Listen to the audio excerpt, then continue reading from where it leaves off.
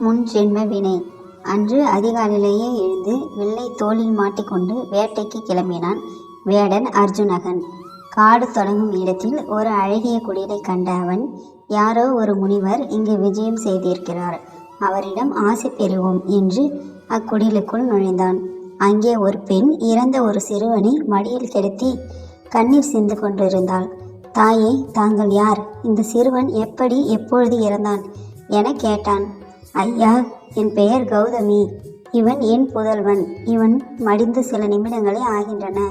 பாம்பு தீண்டியதால் மடிந்தான் என்றாள் அப்பெண். கடித்த நாகத்தை கண்டுபிடித்து தூக்கி வந்தான் வேடன். அம்மணி, இதுதான் உங்கள் பிள்ளையை கொத்திருக்க வேண்டும். இதை தீயிலிட்டு புசுக்கவா, தரையில் அடித்து கொள்ளவா என கேட்டான். இந்த சர்பத்தை கொன்றால் என் பிள்ளை உயிர் பெற்று எழுந்து விடுவானா? உயிரை கொள்வது பாவம் என்று வேதம் சொல்கிறது, அதை விட்டுவிடு என்றாள் கௌதமி. ஒரு ஜீவனை கொள்வது பாவம் என்றால் உங்கள் மைந்தனை இந்த சர்பம் கொன்றது பாவம் இல்லையா என வாதிட்டான் வேடன் அர்ஜுனகன். இதை கேட்ட நாகம், தாயே, தங்கள் மகனை கடித்தது நான் தான். யமதர்மன் கட்டளைப்படிதான் நான் நடந்து கொண்டேன். பல உயிர்களை நித்தமும் வேட்டையாடி கொள்ளும் வேடன் ஜீவகாருண்யத்தை பற்றி பேசுகிறான் என பாம்பு நகைத்தது. யமன் கட்டளை உன்னை கொல்வது என நினைத்துக்கொள். உணவுக்காக வேட்டையாடுவது என் தொழில்.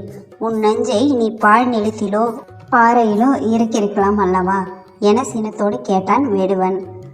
அப்பொழுது பெரிய பிரகாசம் ஒன்று குடிலுக்குள் தோன்ற யமதர்மர் அங்கு வந்தார். வேடுவனே, இந்த நாகம் சொன்னது மெய்.